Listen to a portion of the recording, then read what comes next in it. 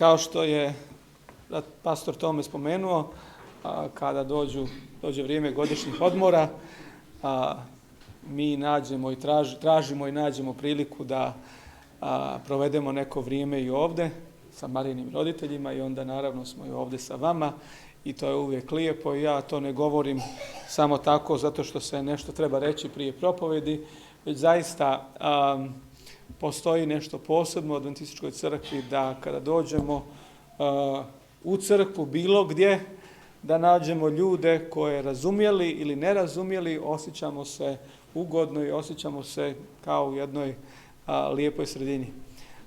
Marija, djeca i ja smo prošlu sedmicu proveli nešto malo u Grčkoj i baš smo našli jedno mjesto gdje naša crkva ima kamp, Adventistička crkva u Grčkoj i ponovo, baš zbog toga kažem, iako se nismo sve i stalno razumjeli, bilo nam je lijepo i osjećali smo se kao da smo tamo dolazili često.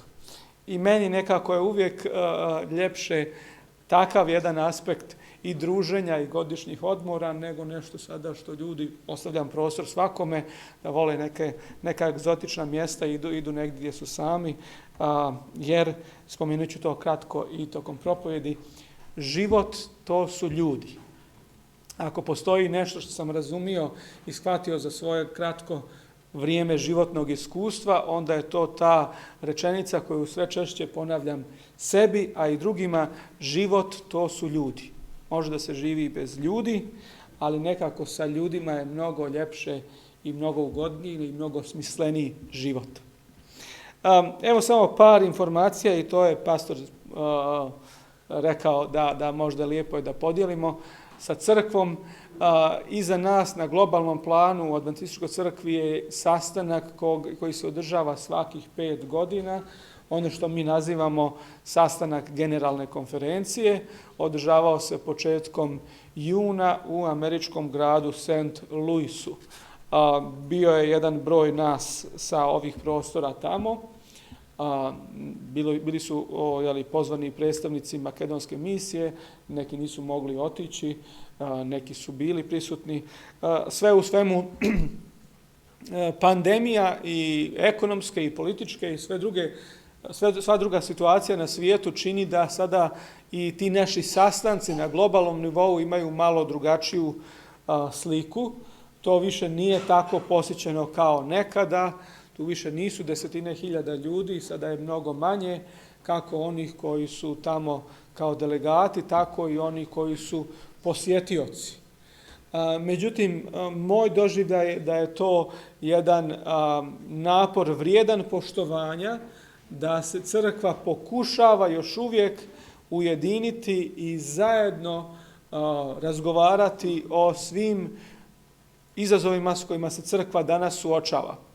Vi znate da je ponekad nije jednostavno na lokalnom nivou crkve se dogovoriti, a zamislite sada gdje imate crkvu iz svih krajeva svijeta, različitih kultura, različitih pogleda, i evo ljudi pokušavaju da nađu zajednički jezik i pokušavaju da crkvu razumije što je bliže i sličnije moguće. Mi smo također zajedno imali priliku da posjetimo crkvu u Čikagu. U stvari tamo smo isletili, oni su organizovali naš put do St. Louisa i nazad. Dakle, crkva u Čikagu zaista je uradila veliku stvar, veliki napor i veliki financijski izdatak jer su sve platili i organizovali kada je u pitanju taj prevoz. A ja sam drugu subotu proveo u Torontu, u Kanadi, također u našoj, ono što mi još uvijek nazivamo po svijetu, Jugoslovenskoj adventističkoj crkvi.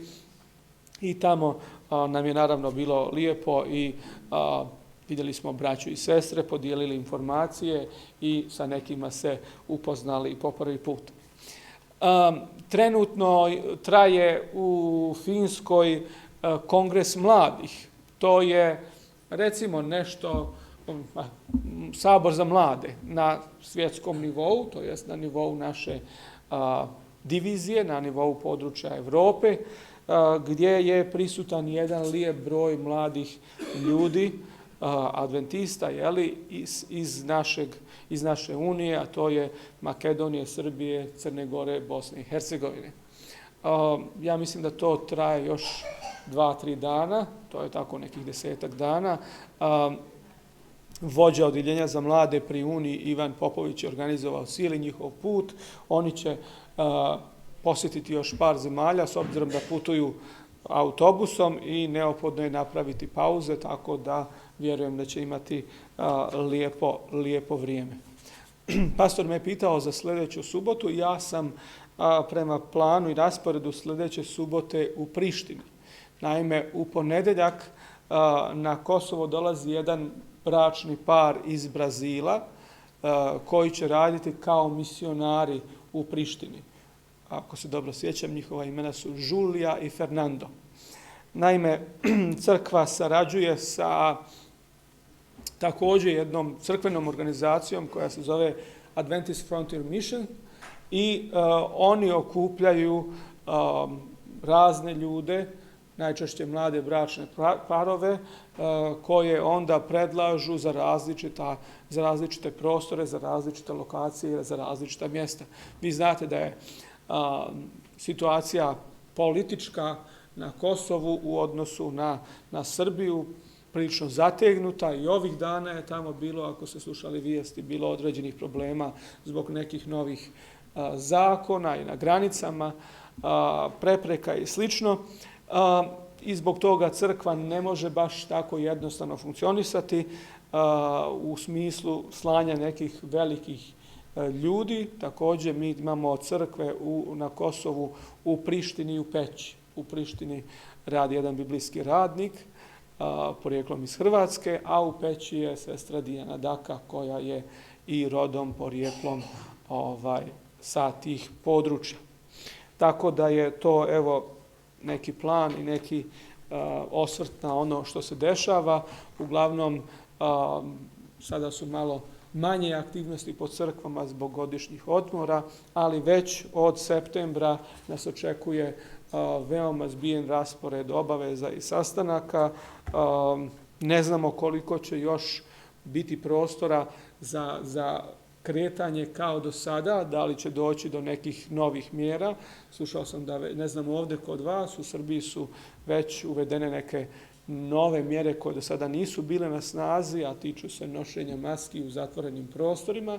Ne znam kakva je situacija u Makedoniji, ali postoje neka predviđanja da bi na jesen ponovo moglo, ja sad ne ulazim u to, ni propovjedonica nije mjesto sad da li je to tako, da li nije, šta god, ali da bi ponovo moglo da dođe do nekih ograničavanja kretanja ili bar sa druge strane uslovljavanja zbog toga što predviđaju progresiju virusa i bolesti i tako dalje. Kako god, ljudi koji su vjerovali u Boga kroz cijelu istoriju, oni su svoju snagu, svoju nadu i svoj oslonac nalazili u Božoj riječi. Vjerovali su da se Bog obraća svakom od nas kroz Sveto pismo i da svako od nas, kada otvori one osnovne istine iz Biblije, može da razumije. Sa druge strane, naravno, crkva je ili zajednica vjernih je uvijek imala i taj aspekt zajedničkog čitanja Svetog pisma, zajedničkog proučavanja i pokušavanja da jedni drugima pomognemo, ne samo da razumijemo Sveto pismo, nego da ga sprovedemo u djelo. Ja bih danas želio da čitam nekoliko stihova iz prve poslanice Solunjanima, tog pisma svetog apostola Pavla, kojeg je napisao zajednici u Solunu, koji tako je veoma blizu ovdje vas. Vjerujem da ste mnogi imali priliku i da budete u tom gradu. Kada god su u pitanju drevne lokacije ili lokacije koje su istorijski vezane za neke događaje, vi onda imate mnoštvo interpretacija o tome šta se tamo i gdje je dešavalo. Mi iz Svetoga pisma vrlo dobro znamo da je apostol Pavle bio u tom gradu, da je zajedno sa Silom propovijedao, da su se okupili u kući izvjesnog Jasona. I pretpostavlja se da je to, sad bar moj doživljaj grada, tako gore na brdu, postoji danas jedan mali pravoslavni manastir na tom mjestu gdje smatraju da je ta Jasonova kuća bila. Nakon što su propovijedali, neki su dali primjedbe da Pavle i drugi da uzbunjuju grad, da prave smetnje i oni su iz Soluna otišli u Veriju, iz Verije dalje u Atinu. Međutim, Pavle je kasnije pisao 2 pisma ovoj zajednici koja se nalazila u ovom gradu i smatra se da je to jedan od prvih novozavjetnih dokumenata. Dakle, prvi pisani spis koji je nastao. I kao i svako drugo pismo, ono odražava situaciju sa kojom se suočavala hrišćanska zajednica u to vrijeme i zanimljivo je da su među ostalim pitanjima ili temama koje su razmatrali bilo pitanje Hristovog povratka na ovu zemlju. Hristos je nešto prije u odnosu na ovo pisanje bio na zemlji, jel tako, govorio, umro je, vaskrsao i dao nalog svojim učenicima da prenesu tu ideju o njemu. I oni koji su primili Hristovu poruku, pitali su se kada će Hristos ponovo doći. Jer na mnogo mjesta mi čitamo da je Hristos rekao da će doći skoro i vjerovatno su na sličan način i apostoli prenosili tu poruku i postavljalo se onda vjerovatno pitanje kao i nama danas šta to skoro znači. I evo kako je apostol Pavle odgovarao njima. Čitamo u 1. Solunjanima u 4. poglavlju od 13. stiha. Neću vam pak zatajiti, braćo, za one koji su umrli, da ne žalite kao i ostali koji nemaju nade. Dakle, hrišćani su se suočavali sa smrću drugih hrišćana, suočavali su se vjerovatno kao i mi danas sa smrću svojih ukućana i vrijeme je prolazilo, ništa se nije dešavalo, pa su oni postavljali pitanje šta će se desiti sa onima koji su umrli. I apostol Pavle piše i odgovara na to pitanje. I on prvo kaže, nemojte da žalite kao i ostali koji nemaju nadu. Jer ako vjerujemo da Isus umrije i vaskrse, tako će Bog i one koji su umrli u Isusu dovesti s njim. I u ovom tekstu, na ovom mjestu, ja nalazim prvi razlog zbog čega mi kao pojedinci i kao crkva treba i dalje da govorimo ljudima da Hristos uskoro dolazi, iako ne znamo ni dana ni časa, jel tako? Postoji jedna zanimljiva situacija da neki ljudi, kada se dešavaju neki globalni događaj, bilo prirodni ili nadprirodni, tada su spremniji da govore više o Hristovom dolasku. I često i mi, propovednici, možemo čuti primjedbu kako se u crkvi ne govori dovoljno o Hristovom dolasku kao nekada ranije. I onda negdje na zemljinoj kugli kao sada počne, što je u Rusiji i Ukrajini, počne rat i odjednom se jave glasovi i kažu aha, evo, zbog toga Isus dolazi uskoro. Ili na početku svih onih dešavanja vezanih uz širenje virusa COVID-a, isto tako je bilo dosta ljudi koji su to smatrali sada posebnim znakom Hristovog dolaska i onda su krenuli da propovijedaju ovo biblijsko učenje.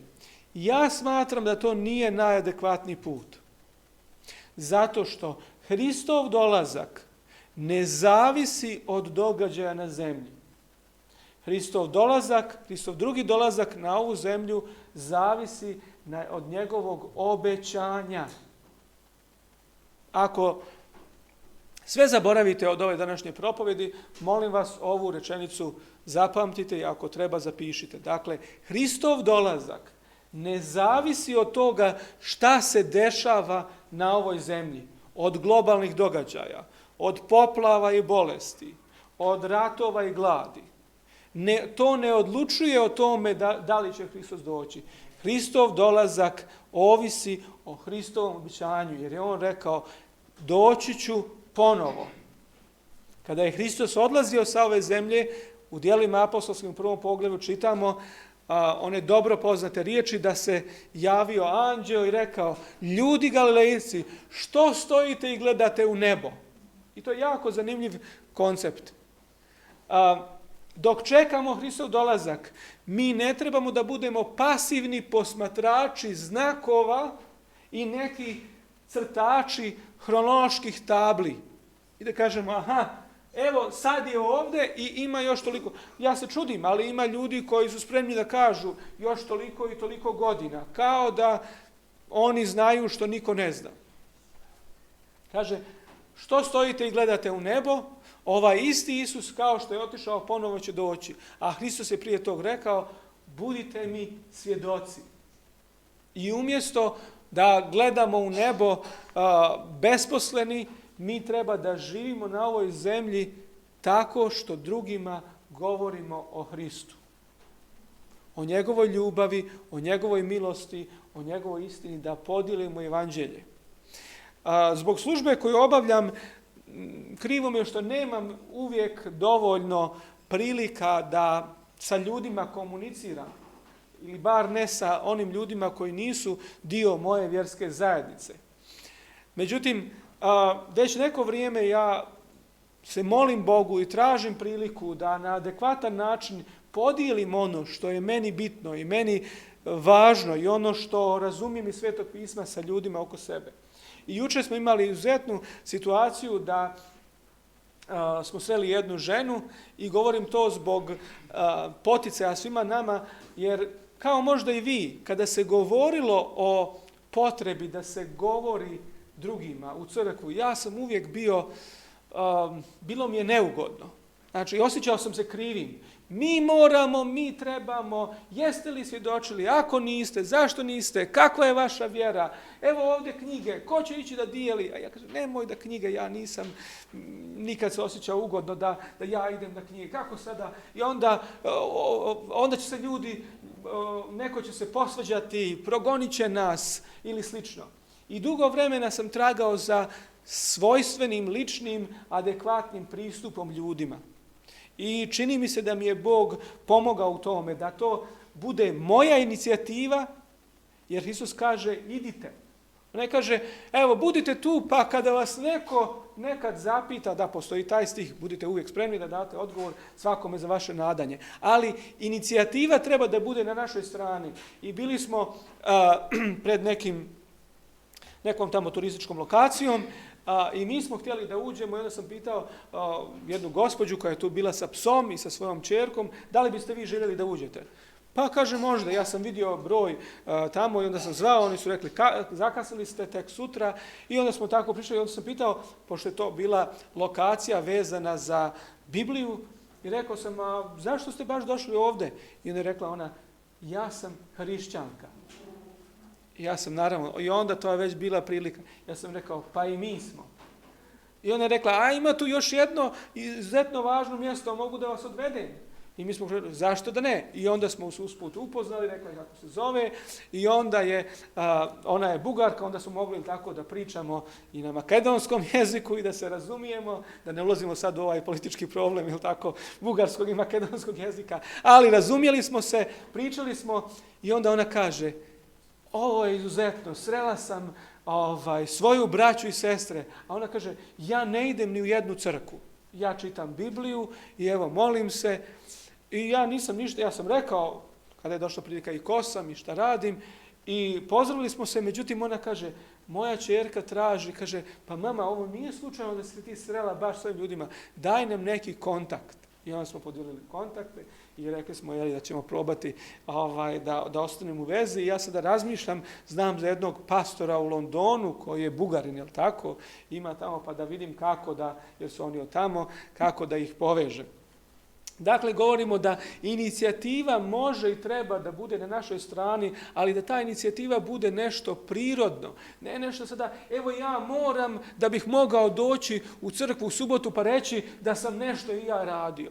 Već da nešto teče prirodno, krene od nas, da mi to želimo i da mi to radimo. A ponavljamo zašto? Zato što ovdje tekst kaže, ljudi nemaju nadu.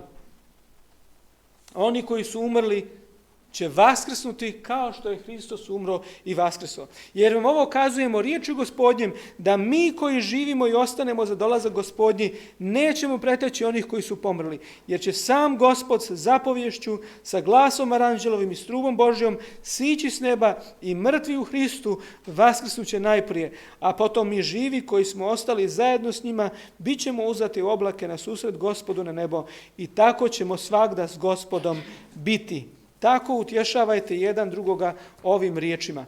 Ja u ovom biblijskom tekstu nalazim 3 razloga zašto mi trebamo govoriti i zašto mi možemo, zašto imamo kvalitetnu osnovu kako u Svetom pismu, tako i u životu, da im govorimo Hristos dolazi ponovo. Ne zbog toga što kažemo evo nešto se dešava na političkom planu i onda se to izjalovi. Je li tako? Nedavno je jedan i moj kolega kaže, Trump, on je kir, on će uraditi ovo ono. Trump siđe s vlasti i onda on briše tamo te neke svoje propovjedi, jer evo rekao je nešto što se izgleda nije... Ne trebamo to da radimo. Postoji dovoljno jak argument u Svetome pismu zbog čega mi možemo reći ljudima da Hristos dolazi. A to je prvi. Hristov dolazak rješava naš najveći problem. To nije nestašica goriva. Ne znam kako je ovdje u Srbiji najavljuju restrikcije struje na jesen. I čitamo mi da jedna od možemo slobodno reći, ekonomski najrazvijenija zemlja u Europi, Njemačka, da i oni planiraju određene izmjene. Čitao sam da jedan grad u Njemačkoj kaže pripremaju da griju jednu da prave kolektivni prostor za grijanje za one ljude koji neće imati.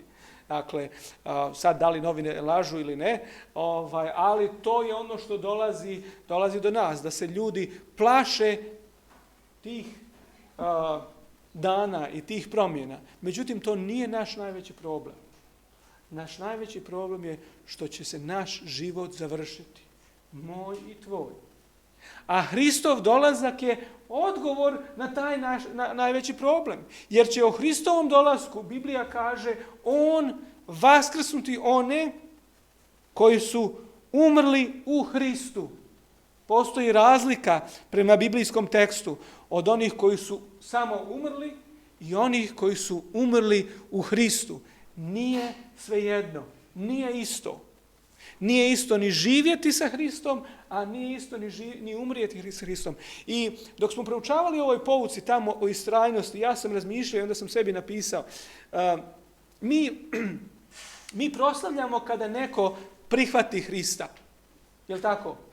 I to je dobro, to je lijepo, a to nas poziva. Ali možda bi još više trebali, ovo će možda zvučati čudno, ali da proslavljamo kada neko završi svoj život sa Hristom. Jer on kaže, nemojte žaliti kao oni koji nemaju nade. Postoji sigurnost u Hristu. Kada neko izađe iz bazena, još uvijek nema sigurnosti. Mi ne znamo kako će on da živi. Ja sam krstio, evo trenutno znam za jednu osobu koja je nakon toga kratko prekinula svaku vezu sa crkvom, pa i sa mnom. Pokušavao sam da stupim u kontakt i nisam uspio i više nikad. A krštena je. Proučavali smo Bibliju. Dolazila jedno vrijeme u crkvu. I vi znate i u svojoj lokalnoj sredini ljude koji su bili vjernici ove crkve, a više nisu. A u trenutku kada su oni predavali svoj život Bogu, mi smo slavili, jel tako, pjevali pjesme, pravili zajedničke ručkove i poslije toga ništa. Ko ostane do kraja, pouka kaže istrajnost. Ko do kraja ostane sa Hristom. Čak šta više, kaže, iako zvuči čudno, onaj koji umre u Hristu, možda bi to trebalo na poseban način da se opomene i da se prikaže. Drugi razlog jeste, ovdje kaže, da će Bog one koji su umrli u Hristu dovesti sa njim. I onda ćemo mi živi koji ostanemo za Hristov dolazak biti sa Gospodom i zajedno s njima vječno.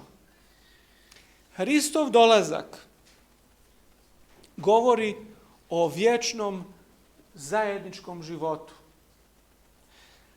Postoje ljudi od kojih nas je život razdvojio.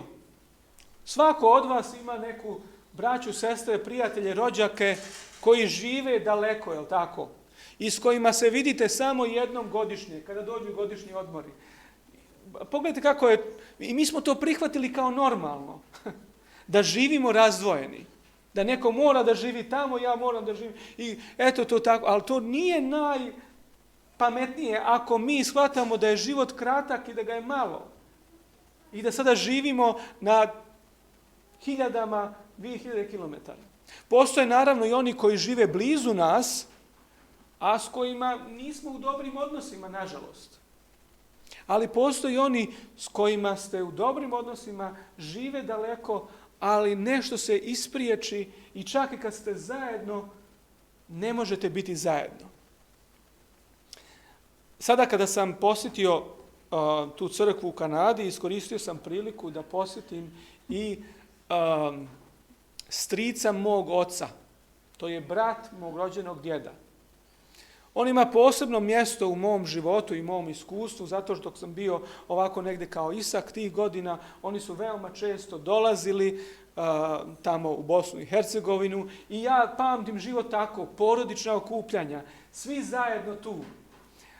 Moja baka i moj djed su imali 5 djece, onda njihova braća, zapravo brat od djeda i brat od bake i sva djeca i tako ja pamtim kao neke najljepše trenutke okupljanja u kući bake i djeda. I nažalost, kao što se dešava kada su oni umrli, prestala su okupljanja. I ja sam dugo čeznuo da za tom prilikom rekao sam, putovat ću tamo i imat ću priliku da vidim ovog svog djeda, strica, koji se zove Boško. Ali znate šta se desilo? Kada se najzad ispunila mogućnost da sam ga ja sreo. To je da sam ja otišao, sreo sam njegovu suprugu, bili smo na ručku, onda je ona rekla, on je u staračkom domu, evo kada ručamo ićemo da ga posjetimo. I ja sam rekao, odlično. Otišli smo da ga posjetimo, ali on mene nije prepoznao. Ne samo mene, ni svoju suprugu, ni svog sina, nikoga. Nešto se dešava sa njegovim moždanim ćelijama što nauka vjerovatno još uvijek i medicina ne može da objasni i ne može da razumije, jer da može onda bi to popravili. I on razumije nešto, ali nešto ne razumije.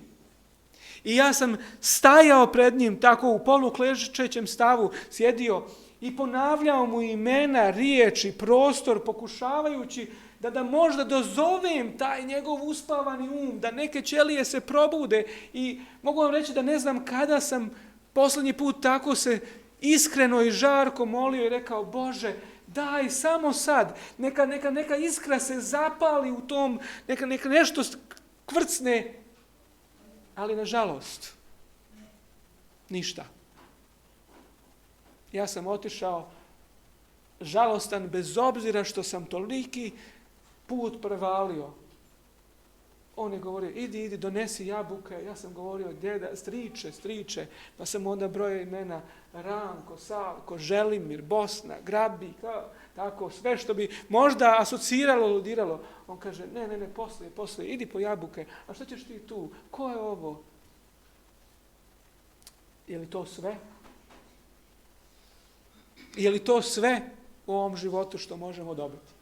Hristov dolazak kaže da nije, da postoji zajedništvo. Mi koji smo živi i ostanemo za dolazak Gospodnji, on će nas uzeti i zajedno s njima, tako ćemo svagda zajedno biti. Svako od nas ima nekoga koga voli, ako ga je smrt otrgla od njega. I u Hristu postoji nada za ponovni susret. I sa ova dva razloga postoji i treći, a to je smisao života. Ako je ovaj život sve, ako nema mogućnosti da se ponovo vidimo, ovaj život i nije baš neki poseban život. I možda smo još mi u prednosti. Zato što bez obzira koliko mislili da vodimo teške živote, mi smo u onom broju ljudi koji imaju mnogo više od nekih drugih. Evo, testirajte sami sebe.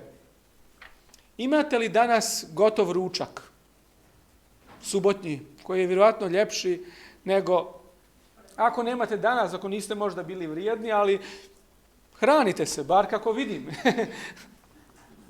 Postoji dosta ljudi koji na ovome svijetu, koji nemaju mogućnost za 3 obroka dnevno.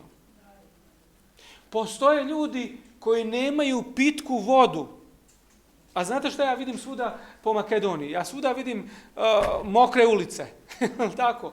Niko nikad ne zavrće ovdje česmu. Svi peru svoje dvorište, peru crijeva na sve strane, šiba voda.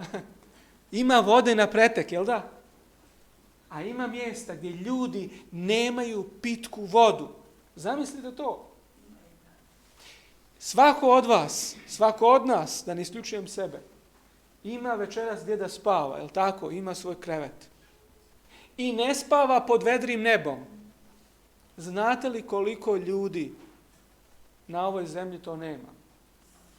Po velikim gradovima ovoga svijeta možete vidjeti ljude kako leže i onda traže mjesta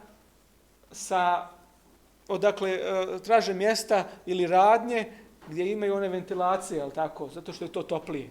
I onda se tu u te ćoškove sabije gdje god. Pariz, London, New York, koji god veliki grad, vidjet ćete beskućnike. I vi ćete reći, naravno oni su krivi ili šta god drugi, ali na mnogo drugih mjesta. Što će reći, postoje najobičnije pojave koje mi uzimamo zdravo za gotovo, a mi smo blagosloveni njima. I da sada okrenemo perspektivu. Zamislite da ste neko od ovih koji nema hranu, koji nema vodu, koji nema krevet, nema posao, ne zna ni da li će ga imati. Šta on ima od ovog života? Ništa. Da, reći će neki kritičari religije, tako vjerske vođe utješavaju ljude. Jeli, to je primjedba. Sveštenici uzimaju sve za sebe, žive veoma dobro i u luksuzu, a onim ljudima kažu bit će vam dobro u vječnosti. Mi ne govorimo o tome. Hrišćanska crkva je uvijek poboljšavala uslove života tamo gdje je dolazila. Hrišćanski misionari su prvi osnivali bolnice, prvi osnivali škole, prvi obrazovali djecu i ljude. Ono što mi nazivamo subotnom školom je nastala kao nedjeljna škola i prilika da ljudi, siromašni ljudi koji su radili preko cijele sedmice, dođu i prije ili poslije bogosluženja nauče da čitaju i pišu. Jer su hrišćani smatrali da nije dovoljno da im samo oni kažu, već da i oni mogu da čitaju za sebe. A čitanje im je omogućilo kasnije bolji posao i bolji život. Tako funkcioniše hrišćanska crkva. Da nema Hristovog dolaska, šta ovaj svijet može da ponudi siromašnima i jadnima, napaćenima i bolesnima, koje izrabljuju bogati i arogantni? I vidite kako neki od njih žive. Znači ima 3 kuće. I onda oni prikazuju, ja ne znam ko to gleda, kuća njegova 25 soba, 3 kupatila, a svi možemo samo u jednom krevetu, u jednoj sobi da budemo. I znamo već kako znaju da budu arogantni i kako da malo mare za one koji nemaju ništa. Hristov dolazak donosi smisao onima koji se drže za Hrista, a kojima je ovaj život dao malo. Šta nevjera nudi njima? Ništa. Ona im može reći, ovo je sve. Žao nam je. Sudbina, predodređenje, tako su ti loše pale karte, horoskop, šta god. Jedino vjera će pokušati da popravi njihovo stanje i da im ponudi nadu i smisao u bolje sutra. Nemoguće je iz ljudske perspektive i ljudskim naporima popraviti stanje na ovom svijetu. Nemoguće. Jedino Hristov dolazak može to da izmijeni. I na kraju mi bi se pitali, a kad će to biti? Jel' tako? Adventistička crkva je poznata po tome i u svome imenu nosi ime Hristovog drugog dolaska. I često smo govorili i predviđali, uglavnom kao pojedinci, rijetko kada kao zvanična organizacija. Međutim, u nastavku apostol Pavle piše Solunjanima nešto zanimljivo. On kaže, a za čase i vremena, braćo i sestre, nije mi potrebno pisati ili nije potrebno vama da pišem. Časi i vremena su prevod 2 grčke riječi. Časi označavaju kvalitativno vrijeme, vrijeme koje prolazi, vrijeme koje mjerimo, koje teče, je li tako? 3 sata, 2 dana, 5 mjeseci, 11 godina. To su ovi časovi. A vremena su prevod grčke riječi koja govori o kvalitativnom vremenu. Aha, ovu sedmicu dana provešćemo zajedno sa našim milim i dragima. Tvoj rođendan je sljedećeg mjeseca. Dakle, to je ta vrsta vremena. I on kaže, ni za kvalitativno, ni za kvantitativno vrijeme nema potrebe da vam pišem. Zašto? Jer sami znate sigurno da će dan Gospodnji doći kao lupež po noći. Jer kad kažu mir je i nema se šta bojati, onda će iznenada napasti na njih pogibao kao bol na trudnu ženu i neće uteći. Ali vi, braćo, niste u tami da vas dan kao lupež zastane, jer ste vi svi sinovi vidjela i sinovi dana, nismo noći niti tame. Tako dakle da ne spavamo kao i ostali, nego da pazimo i da budemo trijezni. Apostol Pavle kaže, pa nije najbitnije da znamo vrijeme. Šta više, na mnogo drugih mjesta Hristos će reći da nije naše da znamo, da u tom času niko ne zna, već da mi budemo spremni. A to bi sad bila druga tema, mada u nastavku 5. poglavlja on govori šta znači biti spreman. Pročitat ću samo par riječi. Evo šta znači biti spreman za Hristov dolazak. 11. stih. Toga radi utješavajte jedan drugoga i popravljajte svaki bližnjega svojega. Ili 14. Šta znači biti spreman i spremati se za Hristov dolazak? Molimo vas pak, braćo, poučavajte neuredne, utješavajte malodušne, branite slabe, snosite svakoga. Zanimljivo da se hrišćanska crkva sastojala od malodušnih, od slabih, od neurednih i njima je bila potrebna pomoć. I to je trebalo da znači biti spreman za drugi Hristov dolazak. Gledajte da niko ne vraća kome zla za zlo, nego svagda idite za dobrom i među sobom i prema svima. Radujte se svagda, molite se Bogu bez prestanka, na svačemu zahvaljujte, uklanjajte se od svakoga zla i cijel vaš duh i duša i tijelo da se sačuva bez krivice za dolazak Gospoda našega Isusa Hrista.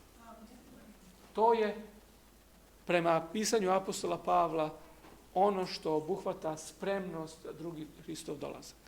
To nije prvenstveno tačno poznavanje časa i vremena. To je razvoj našeg karaktera. I onda on kaže na drugom mjestu, ako dočekamo, ako ne dočekamo, Gospodnji smo. Nema problema sa te strane. Mi već sada živimo s Hristom, a kad Hristos dođe, on onda samo uzima nas i vodi sa sobom. Draga braćo i sestre, bez obzira u kakvim uslovima živjeli, mi imamo razloga da kažemo ljudima da Hristos ponovo dolazi.